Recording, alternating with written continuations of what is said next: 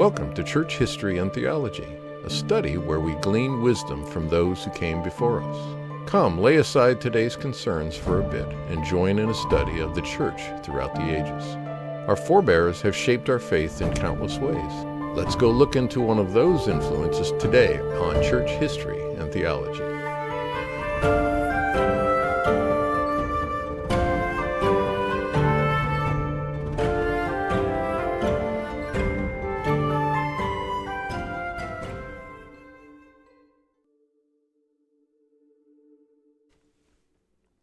Well, good evening, everyone. Welcome to Church History and Theology. Today's episode has us delving into the wonderful world of hagiography. Now, this will not be a massive introduction. It is actually more of a case study in why understanding what hagiography is and its limits and what it should actually legitimately be used for in church history studies, as well as what it should never be used for. These types of things are important because hagiography, more than just about anything else, has skewed people's views of church history in a very unique way. We have some parallels to such things in the studies of regular history, but church history is particularly susceptible to the effects of misusing hagiography, and so it is helpful to us to work through these things. Again, as we work through the history of the church, when we run into things like this, it'll be important for us to take stock of it and to talk about the nature of hagiography, the nature of the book that we are addressing, and this type of thing. Why am I here? Why are we talking about this now? We're still in the first century, right? Hagiography was not an aspect of the first century, so why are we talking about this now? Well, when I recently went through and prepared the lessons on James, the brother of the Lord, the main source of the misunderstandings about him come from hagiographical sources, things that started mid to late 2nd century. He's not the only one. And as soon as I started studying that, it opened a world of addressing hagiography in a way that in our first season through we did not. And so in this second season, I'm going to be making a lot of references to this, and we are going to be dealing with a lot of the primary sources, especially in the 2nd century, just to get a really good feel for this. But today, I really wanted to preclude that. I wanted to give us a good base of understanding hagiography before we even break into the 2nd century here in a few months. And actually deal with a case study in how drastically misunderstanding hagiography can affect the history of the church and even its own perception, not only of itself, but of theology, of the New Testament, and even of piety and theology. So let's get into it. Introduction to hagiography. What are we talking about? If you've never heard the term hagiography, you're probably listening to this episode for a few minutes and going, you got to start back at rule 1. Let's start back at the very beginning. What is hagiography? Well, hagiography, simply put, is a combining of two words, hagios and graphia. These two words come together in the very same way that the word biography comes together. Biography is a writing, graphia, of one's life, bio. And here, when we have hagiography, you have writing of a saint, hagios, writing of a holy person. So it is essentially a biography, but it is not written in the way that we would understand biographies in the modern era. Hagiographies were written not to be historically reliable. That was not their point. They were written with embellishments, often exaggerations, as a retelling of some historical figure, or sometimes not even a historical figure. And it was meant to inspire devotion or to teach moral lessons. It is much more symbolic than it is factual. It does not make any apologies for this. The real problem is when we come in and treat them as factual. That's when we start getting into trouble. And that happens all through the early church. It happens all through the imperial church. It happens all through the medieval church. In fact, most of these things go unchallenged for many, many centuries. And that is why we end up with stories like someone named Thecla, which I'll introduce to you here in a minute as our case study for today. Hagiography, again, had decent goals, but the way it went through those goals, I think any one of us would admit, becomes problematic, because while it aims to inspire things like faith and encourage devotion, or even to highlight virtues, or even miracles in figures that had lived before them, it does so in the guise of what we would call historical fiction, but what they would call a holy writing, a saintly retelling. And that really becomes problematic because, again, there are attestations and certain parts of hagiography that are almost always a characteristic in the stories, such as supernatural events on the regular, deliverances, or angels being involved in things constantly, nature kind of almost bending to the will of the saint, divine protection in unusual ways, things like this that are meant to almost continue the biblical narrative of these things happening in sporadic events, such as like the deliverance of Daniel's 3 friends in the fiery furnace. Those things were sporadic and rare, but hagiography, for the lives of the saints, really upped the ticket. These things should be almost expected in certain circumstances. These things should be almost normative in some of them. And a lot of the symbolic nature of these things is much more important, more than fact is concerned. It leads to a lot of... It's actually good in a way, because for us to pursue history, we're able to tell what is a historical retelling and what is a hagiographical retelling. Because in hagiography, details like geography, anachronistic dealings, these things like that will be all over the place, because they're not worried about or desiring to put historical accuracy necessarily.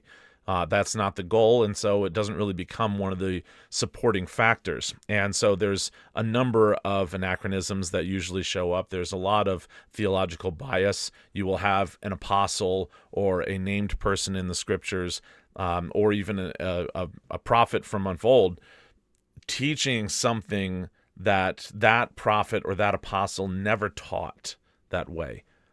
And it shows up in the hagiography because the person writing the hagiography, the person writing this saintly biography, wants that virtue to be on the lips of that apostle or on the lips of that prophet. Which again then shows us that there is legitimate ways for our study of history, our study of church history, to actually use hagiography. And that is to understand the time period from which the hagiography was written. It can tell us about some of the beliefs that are in the air, this kind of spirit of the age that was going on when that hagiographical account was being written. What things did they wish that Paul spoke on more? You see what I mean? And so in those ways, we were able to actually fulfill it out in certain ways. The best that we can. So they're not worthless in our study of church history. In fact, they're actually quite valuable because there are so many of them. It does teach us how increasing desires for this or for that practice or virtue are focused on in the history of the church. But at the core of it all, hagiography is not history. It is a form of storytelling that is meant to inspire and to teach. Sometimes it inspires and teaches things that are consistent with Scripture, but other times it is teaching things that are not consistent with Scripture, such as the example that we're going to be working on today. Again, valuable for understanding the development of the faith throughout culture and time, but again, these things have to be approached critically. Otherwise, we are going to start confusing our wishes throughout church history with what truly happened in the past. And on church history and theology, I don't really care what I wish happened in the past, nor what you wish happens in the past. Our goal is to just look at the past the way it is, on its own terms. And if, for instance, Thecla was actually a part of the first century story, then that makes no difference to me in my view of Scripture. But as you will see, there's every single reason to not think that at all. So before I give away the end of that, what is the story of Thecla? If you grew up in Protestant circles like me, you have no earthly idea who this person is. That's not because you didn't read your New Testament enough. She's not mentioned. Her story, supposedly, though, intersects with the story of the Apostle Paul on his missionary journey as he passes through Iconium. His preaching in Iconium is talked about plainly in Acts chapter 14 for a few verses, and then he is chased out of town and he leaves. Well, that story gets embellished. Not just embellished, but let's just say completely and thoroughly retold. The only things that it holds in common with Acts 14 in the Acts of Paul and Thecla. By the way, if you want to go read the Acts of Paul and Thecla, I'm going to link it in the show notes here.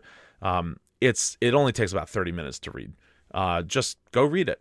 And I thoroughly support you reading it because it's going to teach you a whole lot about the era, the late 2nd century of when it was written, than it will really teach you about, Thecla. And so what happens, let me give you a quick synopsis of the whole story. Paul goes into Iconium and he preaches there, and there's a young woman there who is betrothed to be married to a guy named Thamyris, and she hears Paul teaching primarily about chastity and virginity and how super important it is for salvation. Now, unless you think I'm overselling that, we'll get into the issues of what Paul was supposedly teaching in this book a little bit later on. So just track with me here. A conflict arises because Thecla, for 3 days and 3 nights, doesn't stop from hearing Paul speak, and she doesn't even move. She just listens constantly, and she ends up calling off her relationship with Thamyris. Thamyris then accuses Paul of misleading people, leading to Paul's imprisonment. Thecla visits him in jail, risking her, reputation and all this kind of stuff. But what ends up happening is that Thecla is sentenced to be burned at the stake for her defiance of cultural norms and her breaking of the betrothed contract. They light the fire under her. The story continues that a rainstorm comes in and puts out all the flames, saving her.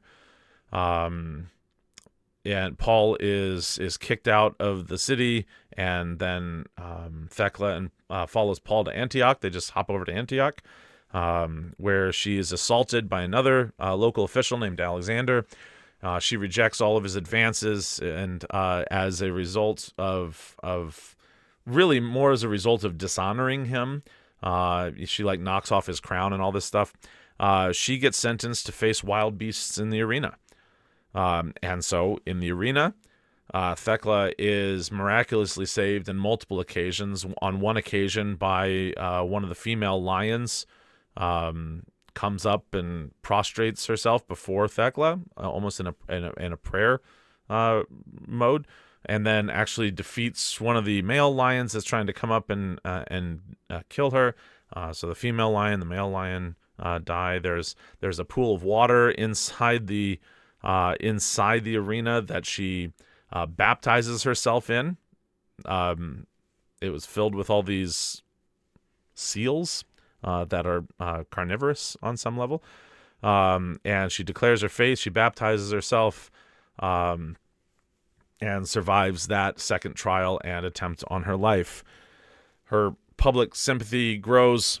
Thecla is freed. She continues her life in the original story as a celibate preacher devoted to spreading Paul's message of celibacy and virginity, the control of oneself, and these types of things.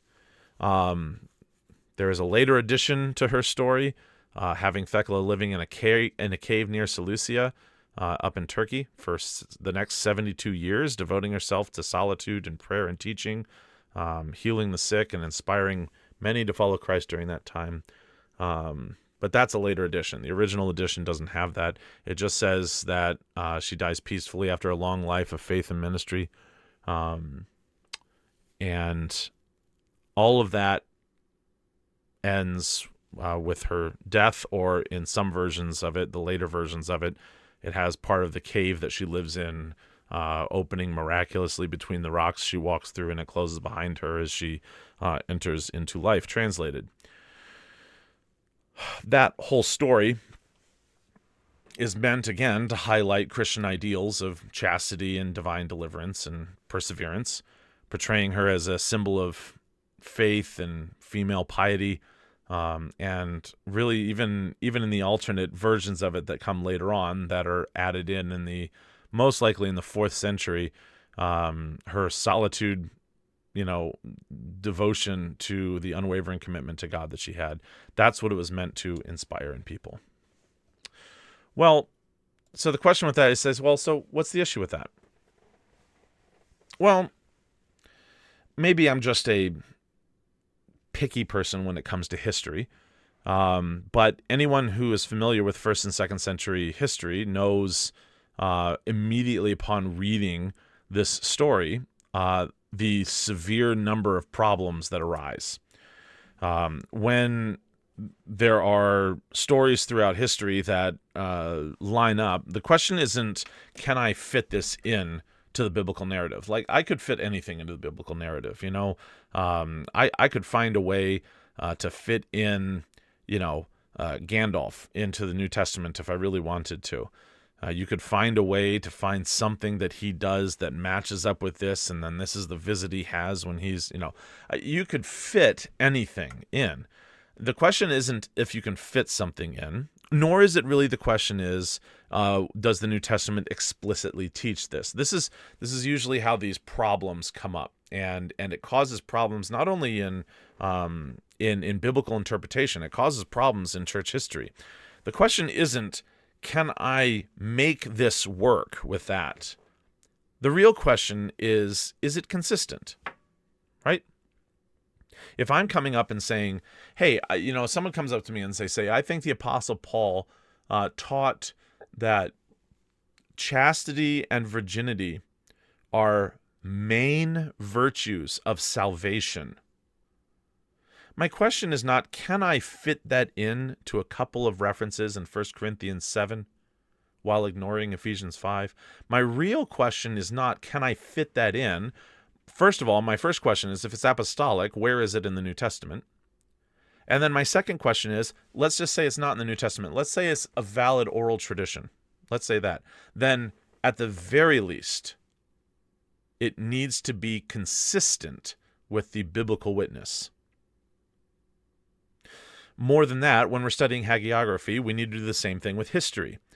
It's trying to fill in gaps, inspiring piety in the middle of history, telling stories about places and things and rulers and so forth. We need to know, not only do some of these rulers exist, we need to know, does any of this match what we know about history or geography or Paul's theology or anything else? And so this is where we really get into what are the issues. Well, let's start off this. Some of the issues that crop up about this betray the time period in which the Acts of Paul and Thecla are actually written. The Acts of Paul and Thecla are actually written at the end of the 2nd century, probably around the year 180. And because of this, the distance from which the author is obviously writing and confused, also the development of other cities beyond what they were in the early 1st century, in the 40s, when Paul's visit in Acts 14 takes place. Places like Iconium are not the same place in the late 2nd century as they were in the early 1st century. And so Iconium gets depicted in a manner that is not consistent with what we actually know to have been the early 1st century role of that city.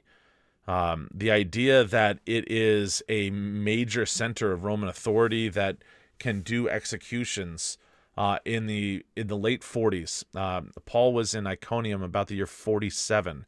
And so if that's the case, we would have to believe, in accordance with the story told here, that leaving a betrothal for religious reasons in Iconium in the year 47 could in any way lead to being burned at the stake. That's not happening. That's not happening in Iconium. If that was happening anywhere, it would not be Iconium. It would be in a major central metropolis of Rome. You would have immediate appealings outside. Those types of things, capital punishments on that level of that nature were rare. And if they did happen, it would happen in a place like Rome. It would not happen in Iconium. This would not be a local provincial issue. By the way, the perception of this hatred towards Christians and then burning at the stake and things like that in the 47 or in the 40s, even in the 50s, this is not happening. These types of things are being conflated with things that happened in the mid and late 60s, things that are not possible for Thecla's story as told in the Acts of Paul and Thecla. This is not happening in Iconium.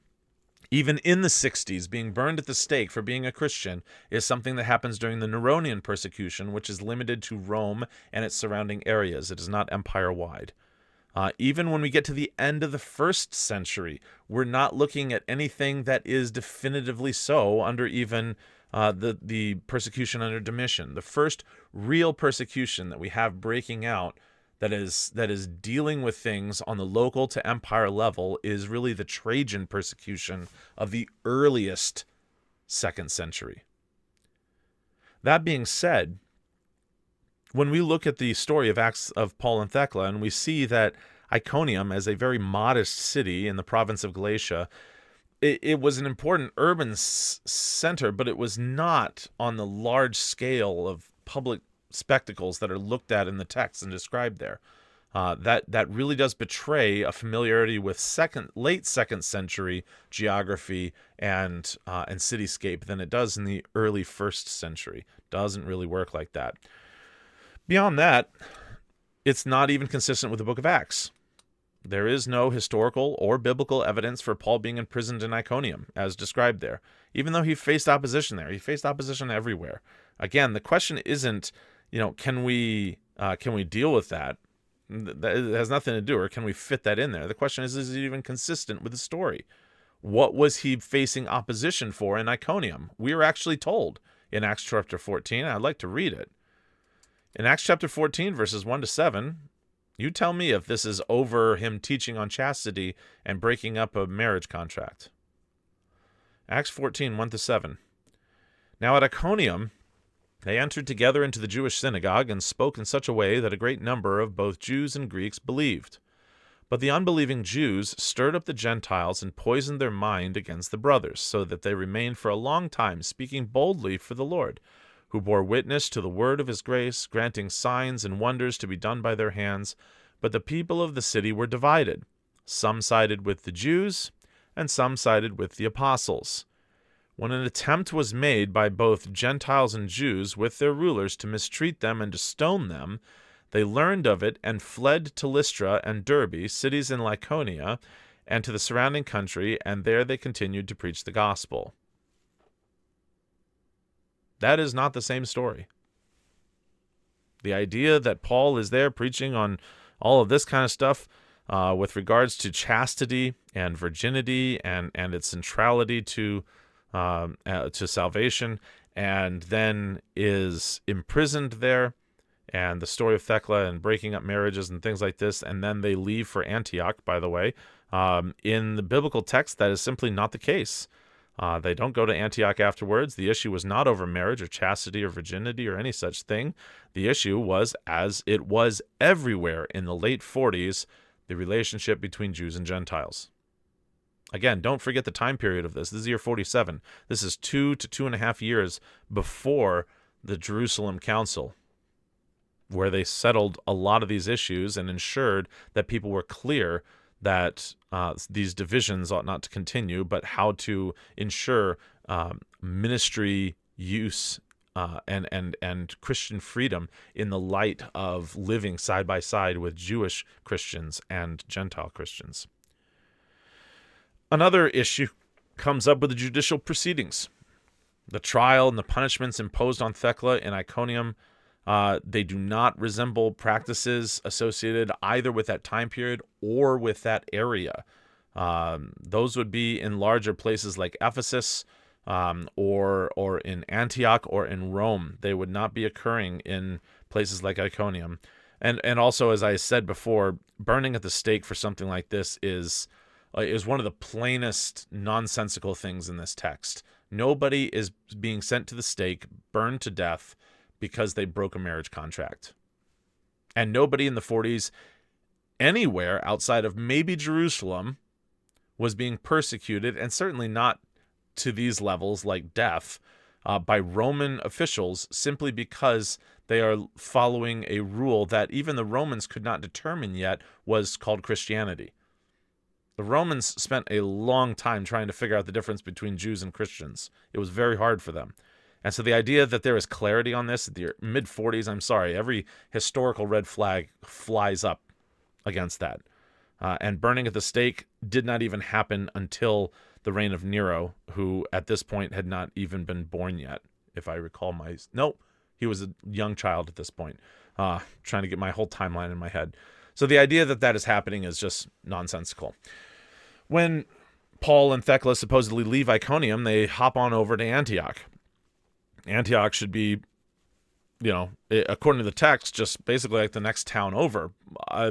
What seems to happen is that the writer of the Acts of Paul and Thecla get mixed up which Antioch, because the way he describes it sure sounds like the Antioch that you would read in the New Testament, the third largest city in the Roman Empire in the first century, but it seems that he messes that up with Antioch in Pisidia, a very small city by comparison that is near Iconium.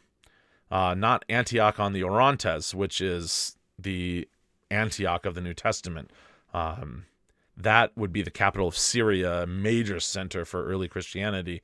But supposedly, this kind of geographical difficulty, even in the way that the Acts of Paul and Thecla express it as being nearby, it does not fit the Antiochs of these things, and making it more problematic. If it is the other Antioch, if it is the one from the New Testament, for instance, it would have taken them weeks to travel. It's nearly 500 miles away. That would be untenable. That anything about that in Paul's missionary journeys is completely missed. Not only is it not consistent with Paul's trip to Iconium, where he goes to Lystra and Derbe afterwards, cities of Lycaonia, but not only that, he can't just go to Antioch and it not be mentioned. That is a massive part. That would be almost an entire other missionary journey. And again, people's familiarity with geography in the late 2nd century is not as good as I think everyone thinks they think it is. Yeah, sure. Let's go with that being an accurate sentence. Okay, an additional problem. The whole issue with being thrown to the lions for dishonoring a local ruler. Again, this type of stuff, these things were for the murderers of society, not somebody who really drove nuts a local guy who was trying to come up and force himself on her.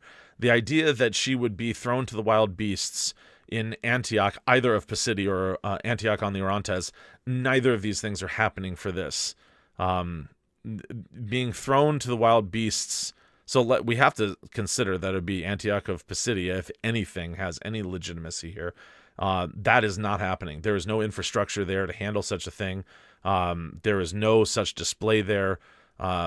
Those types of things that we get associated with the stories, those are all early and mid-2nd century issues of martyrdom, not early 1st century issues. They don't exist. They are not happening. And I would defy anyone to try to reconstruct that happening in the 40s somewhere, because it's not.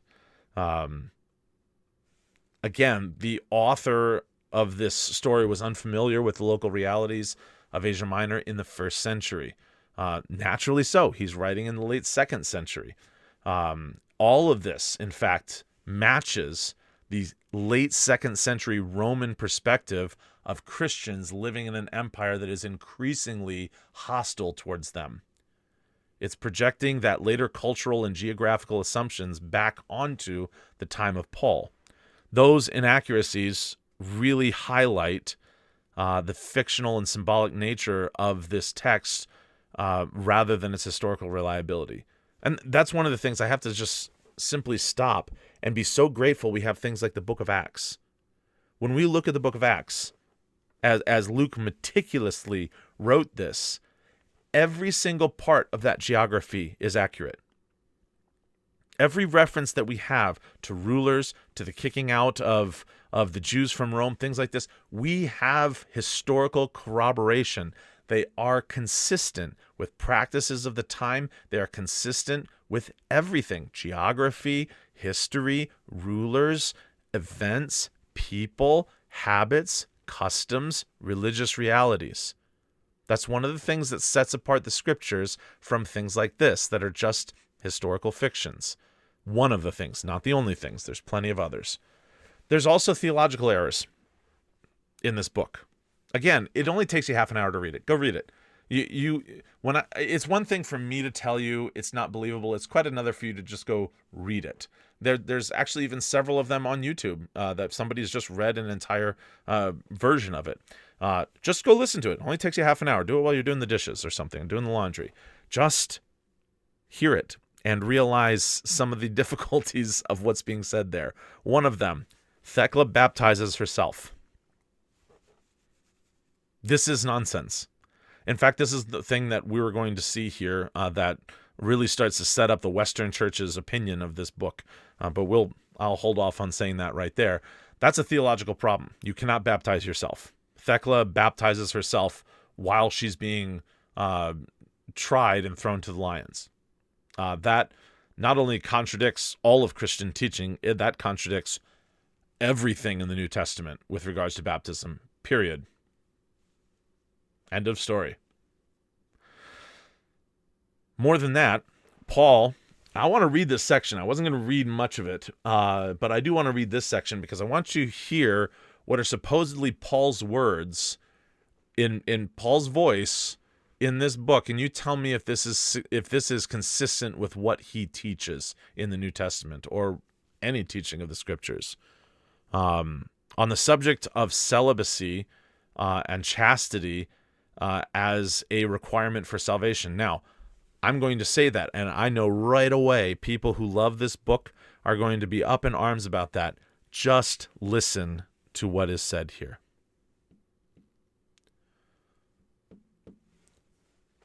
And Paul, again, this is an excerpt from the Acts of Paul and Thecla. And Paul, having gone into the house of Onesiphorus, there was great joy and bending of knees, breaking of bread, and the word of God about self-control and the resurrection. Now I'm going to stop there for a second. Self-control in the late 2nd century, when this is being written, self-control has a much bigger world as a part of it than it is in, say, the fruits of the Spirit in Galatians 5. Self-control here is being put forward in the encratatic way, which is control over one's sexual desires. So you'll see why I say that here in just a second. Going back to it, Paul saying, "Blessed are the pure in heart, for they shall see God." That's quoting Jesus. And then we expand that. "Blessed are they who have kept the flesh chaste, for they shall become the temple of God. Blessed are they that control themselves, for God shall speak with them. Blessed are they who have kept aloof from this world, for they shall be called upright. Blessed are they that have wives as not having them, for they shall receive God for their portion. Blessed are they that have the fear of God, for they shall become angels of God. Blessed are they that have kept the baptism, for they shall rest beside the Father and the Son. Blessed are the merciful, for they shall obtain mercy." There's another quote of Jesus. "And shall not see the bitter day of judgment. Blessed are the bodies of the virgins, for they shall be well-pleasing to God, and shall not lose the reward for their chastity. For the word of the Father shall become to them a work of salvation against the day of his Son, and they shall have rest forever and ever." Now, lest you think that that is not teaching that chastity is a requirement for salvation, or an expectation of salvation, laying it out in the beatitudinal formula makes it absolutely required. The Beatitudes, and this is somebody who is writing his dissertation that includes the Beatitudes as a central argument in Matthew.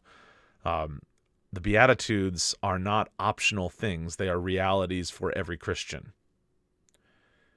And here, expressing that the majority of them rewritten are all about chastity and the controlling of one's body and virginity and having wives as not having them, that the bodies of virgins are specifically blessed and they are well-pleasing to God.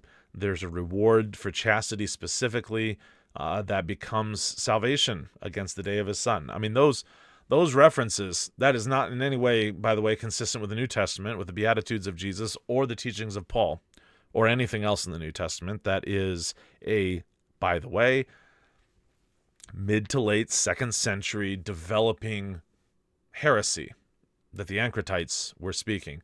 Now, they called all sexual effects or feelings or pleasure or anything like that wrong and sinful and actually anti-Christian.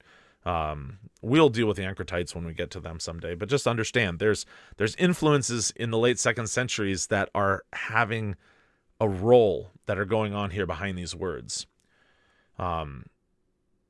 portraying this radical chastity, and even in the story itself of a complete rejection of traditional roles. For instance, of a woman who's betrothed and promised to be married is somehow legitimately or even requiredly, if one wants to really be saved, leaving that betrothal promise or refusing to get married. These types of things are already warned about and warned against in Paul's letter to Timothy, saying that there are those already creeping in with false teachings who are forbidding marriage. This type of stuff just shows when false teachers get out there and put words in the Apostle Paul's mouth, it doesn't make it reliable or true. In fact, more suspicion and red flags should go up when you see that. Again, all throughout this, one last thing here is the overemphasis in hagiographies like this on miracles. Frequent and extreme miracles that really verge on the fantastical. Things that there are unusual things, for instance, in the book of Acts that are being done in Ephesus, for instance, but there's reasons for that. There's a reason why a handkerchief that brushed against the Apostle Paul carried off and healed sick people in Ephesus, okay? Even the New Testament text itself says that those were not ordinary, but those were extraordinary things that the Spirit of God was doing in Ephesus. Why? Well, go back and listen to our entire lesson, our entire episode on the city of Ephesus and what was going on there and why that was happening in Ephesus. Because there was extraordinary magic going on in Ephesus at the time, and the Holy Spirit was doing battle there unlike anywhere else. But making miracles the norm, and bizarre miracles at this, that are not paralleled to anything else in the New Testament. But when somebody is set to the fire, then there's a special rainstorm just for them. Or you have a female lion that is lying prostrate before them in a prayerful stance that goes and defends them from the other lions, or carnivorous seals of some sort that are in a vat of water that she's allowed to baptize herself in, and the seals, kill her or anything like this. These types of things really just place a massive overemphasis on the miraculous that only gets expanded in later traditions. Well, we're going to talk about the opinion of the church going forward, because this shows you the two different ways that stuff like this is handled. And as we go forward, I'm going to be very mindful to speak not only of the Western, but also of the Eastern Church with regards to all sorts of things like this, even histories. And so even from this, I'm going to express from the earliest days, there is a division between the response of the church in the West, or the Christians in the West, versus those in the East. This story gains dramatic popularity in the East, and we're going to hold that off for a second and talk about the Western Church's opinion. You may look at that and go, well, you're talking about the 2nd century. What kind of division is there already? I mean, the Great Schism doesn't happen until 1054, right? Correct. But the eastern and the western sides of the Roman Empire have been divided and are divided and continue to be divided all throughout its history, with the exception of the 3rd century when Constantine brings them together. The 3rd century sees almost a constant state of civil war and uproar and difficulties between the two sides. There's not hard and fast, boundaries between them until you get into the 5th century when the Western Roman Empire falls. But even here, you have difficulties of language and of culture and tradition. The Roman Empire is just too big to hold together as one singular thing, unless you find a way to hold its consistency together using Christian theology in the 4th century. But that's a story for another time, and a emperor who took advantage of that situation. Anyway, that's a whole other story. So let's start in the opinion of the Western Church. What does it do with the Acts of Thecla and Paul? Well, let me give you a quick run through of history and its realities towards it. The first response to it comes from Tertullian, late 2nd century. He writes about this. Now, this is usually everyone's first boilerplate thing because it is a kill shot. It's a contemporary expression about this. When he's writing on his nature, on the concept of baptism, in his work on baptism, chapter 17, includes this quaint little reference. Let me just read a section of this. But the woman of Pertinus, who has usurped the power to teach, will, of course, not give birth for herself, likewise to a rite of baptizing, unless some new beast shall arise like the former, so that, just as the one abolished baptism, so some others should, in her own right, confer it. But if the writings which wrongly go under Paul's name claim Thecla's example as a license for women's teaching and baptizing, let them know that in Asia, the presbyter who composed that writing, as if he were augmenting Paul's fame from his own store, after being convicted and confessing that he had done it from a love of Paul, was removed from his office. For how credible would it seem that he who was not permitting a woman to even learn with overboldness should give a female the power of teaching and of baptizing? Let them be silent, he says in 1 Corinthians 14, and at home consult their own husbands. So Tertullian here is writing he just mentions it as a byword when he's writing all about baptism and so forth. He's writing about baptism, and then he's going, for those who think that women are allowed to baptize, and use the story of the Acts of Paul and Thecla, which, by the way, already shows you how popular this work had gotten in the like single decade this is. This is a contemporary. Tertullian's living at the same time, writing about this and says, look, this is being written. We know who wrote this.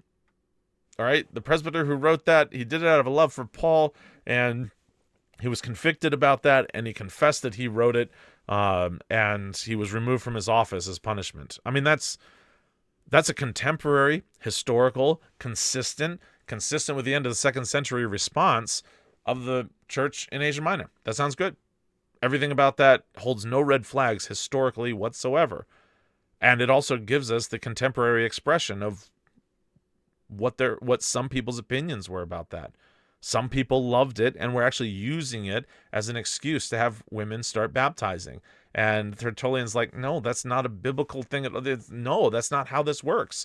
And you can't use that book for it because we know who wrote it. And it's this moron over here that lost his role as a presbyter. He's out. So that gives us the first nail in the coffin in the West. Let's do another one. Late 5th century, or more likely 6th century, the Decretum Galatianum, the supposed list of books, or the decree of Galasius, Pope in the late 5th century. Whether this actually came from Pope Galasius or not is a point of disagreement and discussion. Again, everything in church history is. But this is at least late 5th century, if not 6th century. It's a list that is a list of all of the books that are not acceptable and the ones that are. It's all about pretty much our whole library that's come down to us. What do we do with all this? And in this list, again, late 5th century, so like 490s or sometime in the 6th century, the 500s, in this list, the Acts of Paul and Thecla is not only unsuitable for teaching or use in the church, but is also specified as among the writings that, and I quote, have been compiled or been recognized by heretics or schismatics, and the Catholic and Apostolic Roman Church does not in any way receive. Of these we have thought it right to cite below a few which have been handed down and which are to be avoided by Catholics. And the list that follows that contains the Acts of Paul and Thecla, followed up by this statement. We acknowledge is to be not merely rejected, but eliminated from the whole Roman Catholic and Apostolic Church, and with their authors and the followers of its authors, to be damned in the inextricable shackles of anathema forever. Unquote. So, in the negative, I'll just summarize that. They do not treat this in this time period in the West as anything good whatsoever. In fact, quite dangerous. Now, here's the point that I'll put forward. I agree thoroughly with this on certain aspects. I don't know if we can say that all works of historical fiction which they list basically almost every hagiography in the early church in this list as the authors and anyone who follows that belong in the inextricable shackles of anathema forever. That's a little harsher than I probably would write that. But the power of popularity will overturn papal directives on this. Strangely, Thecla was not ever formally canonized as a saint. It was actually her popular devotion, especially in the East, that gave rise to her enduring effect. And she had pockets of devotion in the West as well. She was eventually included in the Roman Martyrology, which cemented her memory in the Roman Church. Now, that's the Roman Martyrology calendar, which she was placed on September 23rd of every year. And she was placed there not in the 6th or 7th or 8th century or the 10th or the 11th or 12th. She was placed there in the wake of the Council of Trent in the late 1500s, 16th century. In fact, her addition to the Roman Martyrology was made during the Counter-Reformation of the 16th century in the face of Protestant critiques of clerical celibacy and virginity. It was one of the effects of the Council of Trent that she was added in the year 1568. Before this, her recognition was largely in the East, and as I said, only sparsely locally celebrated in the West. But I want to read you the excerpt from her placement on September 23rd in the Roman Martyrological calendar. September 23rd, at Iconium in Lycaonia, Saint Thecla, virgin and martyr, who was converted to the faith by the apostle St. Paul. Under the Emperor Nero, she was victorious over the flames and the beasts to which she was exposed for the faith of Christ, and after many combats endured for the instruction of others, she went to Seleucia, where she ended her days in peace. Her memory has been eulogized by the Holy Fathers. Now, there's a lot of stuff there. One, the anachronisms continue to build on one another. Her story starts in the year 47 in Iconium. That is not under Emperor Nero. Okay, Emperor Nero is a couple emperors away at this point. That was where she was victorious over the flames. That she's like 16, 17, maybe 18 years old at that point. That is undeniably in the late 40s. The story of the beasts, again, how do you exactly lay out something that has so many anachronisms in its own stead? As far as for the story is concerned, it sounds like it's within the next year. And so, when she gets thrown to the beasts, because, by the way, the later embellishments that take place in the East have her living for another 72 years after that. So this is not something that's going to wait, 15, 20 years before we come to the reign of Nero. So we know the flames part wasn't during the Emperor Nero. Again, the anachronisms of this and the problems with timelines and everything else, and the fact that Paul was not in Iconium during the reign of Nero, that was in Acts 14. That was decidedly, that was before Claudius. That kind of stuff really calls into real problem here. Even the vision of this in the 16th century was off. She was exposed for the faith of Christ. Again, it wasn't for the faith of Christ. It was other nonsensical reasons that nobody got killed for in those days, but whole nother story. After many combats endured for the instruction of others, she went to Seleucia, where she ended her last days in peace. Now, that's a fascinating way to, I'm going to call that historical spackle there. She went to Seleucia and ended her days in peace. Yeah, well, they say that because they don't really know which version of the story was true. The one that they are referencing without really explaining it is that she went to Seleucia and lived in a cave for 72 years as an ascetic hermit. And did all sorts of miraculous healings and things like this. That's the story from the East. The West here doesn't really want to go to that extent because extreme asceticism had worked such problems in the West as it was.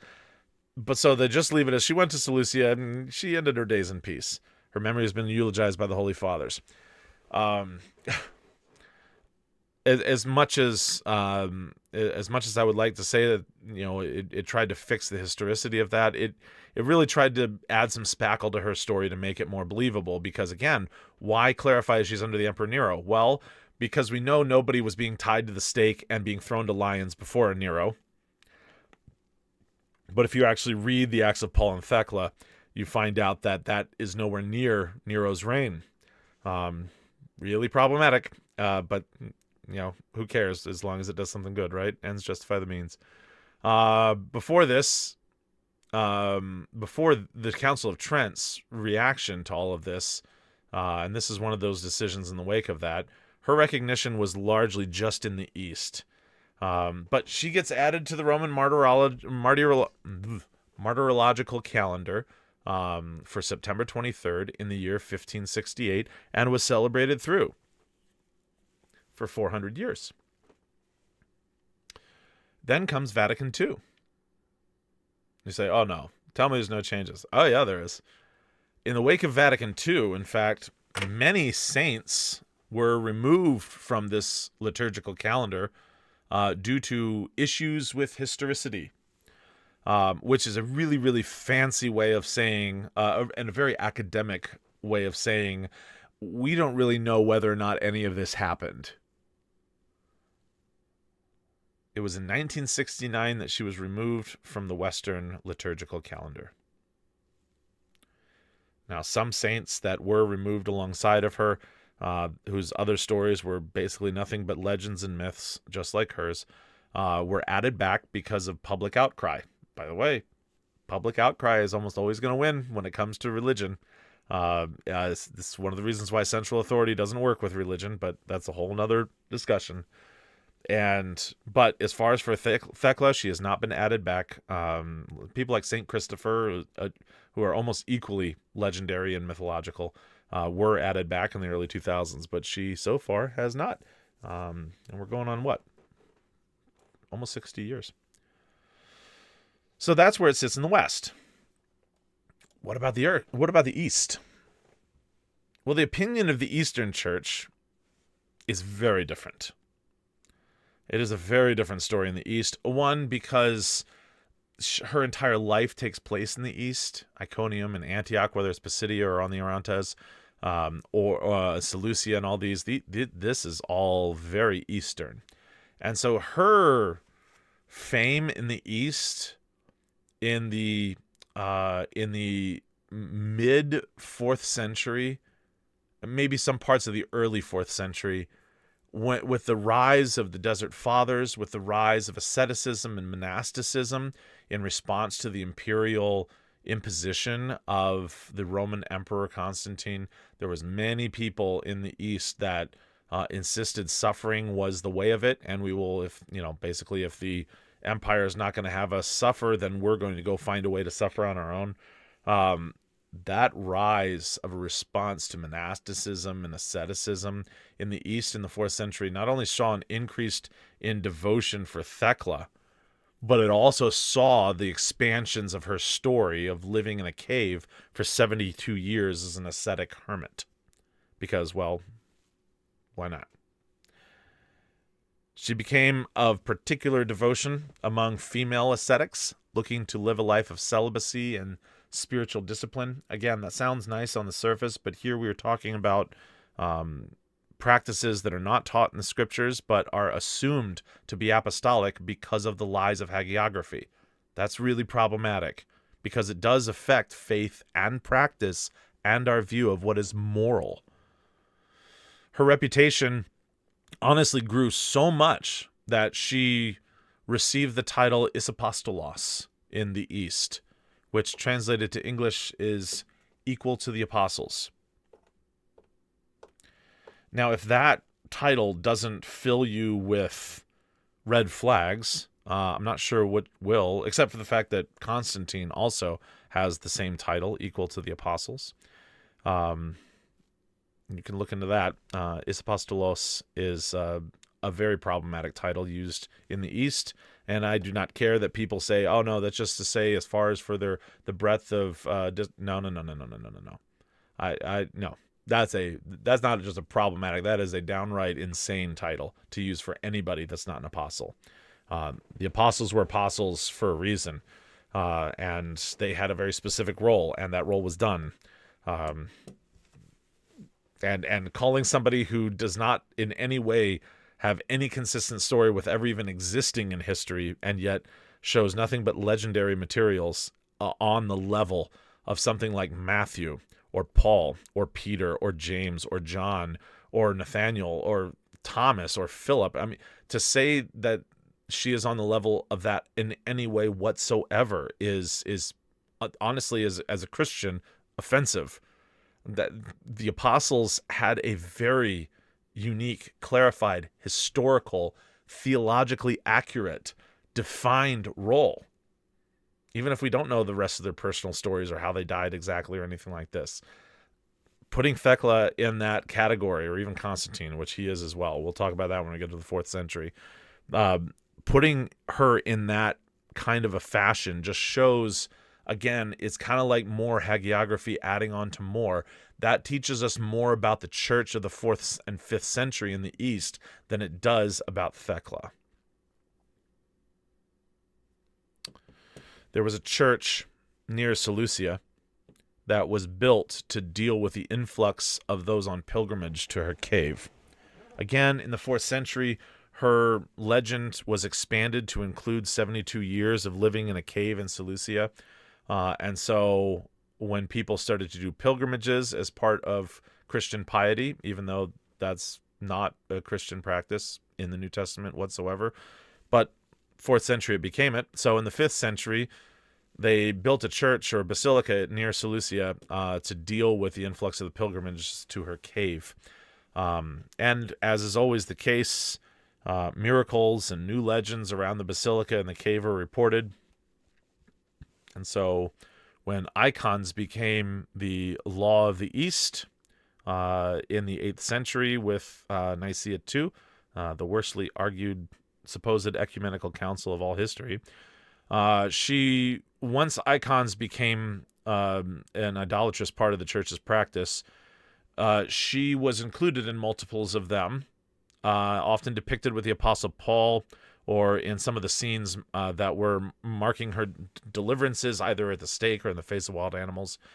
Either way, her fame in the East was never pursued as actual trying to challenge it with an actual historical reconstruction of Thecla. And so her oral traditions live on as examples and symbols of Christian virtues in the liturgy of the Eastern churches even today. Again, that tells you more about the Eastern Church's tenuous grasp on history than it tells you about Thecla. They're just fine with hagiographies being treated as history because, well, what difference does it make when the story you're using has spiritual value? And so that leads me to our reason for studying this today. Why do this case study? Well, because truth matters.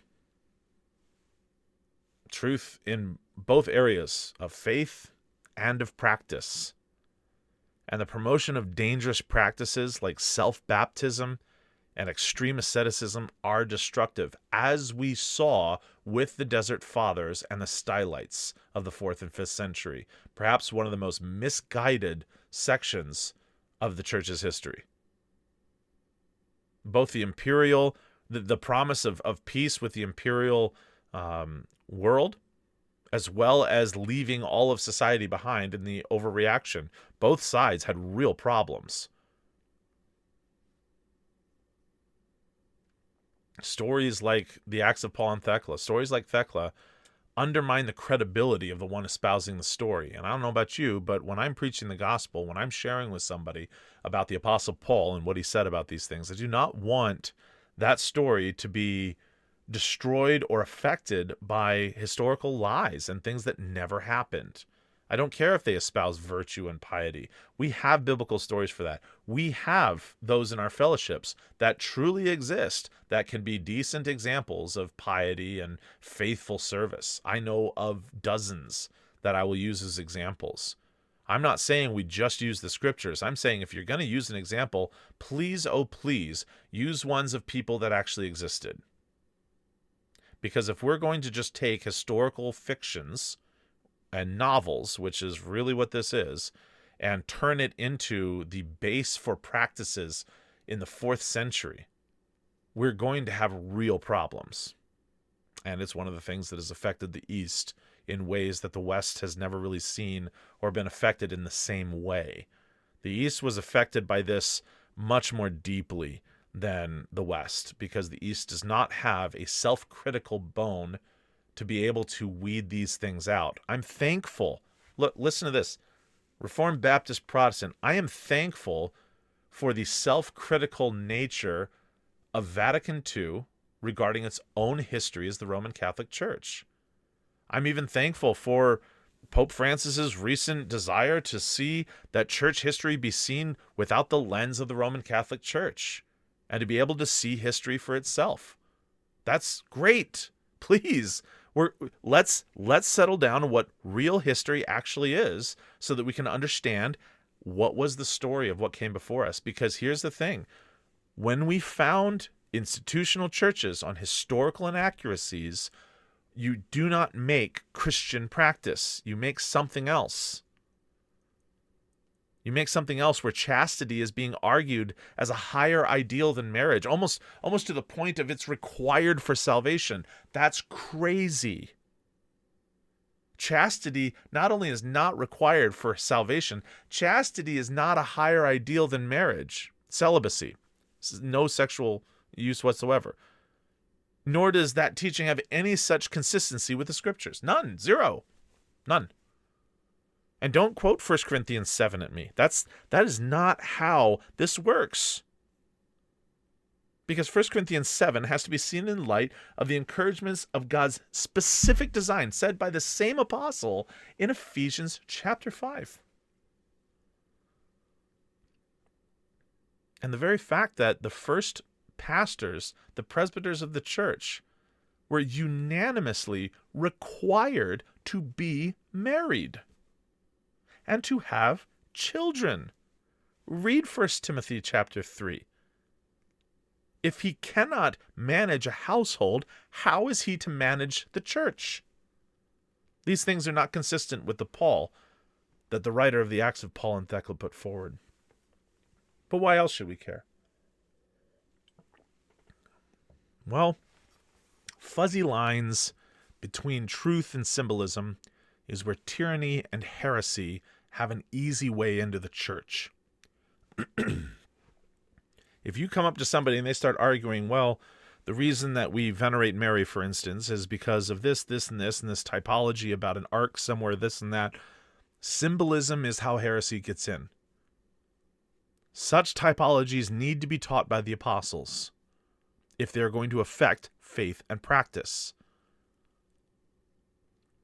especially with something that flirts with idolatry as much as that does.